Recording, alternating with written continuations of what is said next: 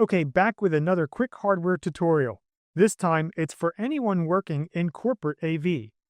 One of the standard pieces given to presenters is the perfect queue.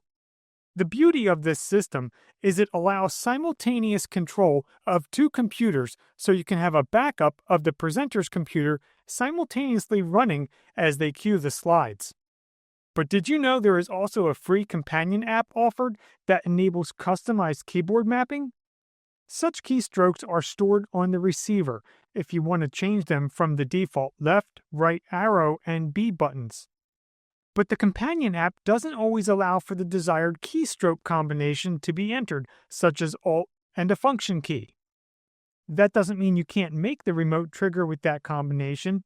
It simply means you have to do a little more work with a few extra steps. Here's how. Press the settings button on the receiver if requested. That'll mount it as a USB HID device and drive. Try configuring your desired keystrokes using the application. If what you want doesn't take, close the Perfect Queue configuration application and go back to the mounted directory and right-click on the config JSON file. Open it with a text editor such as Notepad for Windows or TextEdit on the Mac. Next, you'll need to determine the correct keycodes.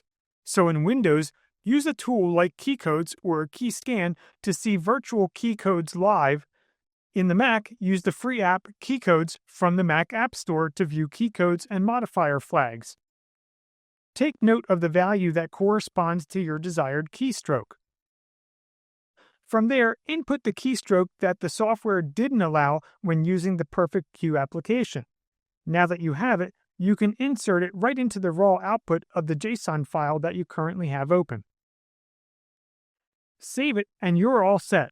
You'll see confirmation inside the Perfect Queue application the next time you reopen it.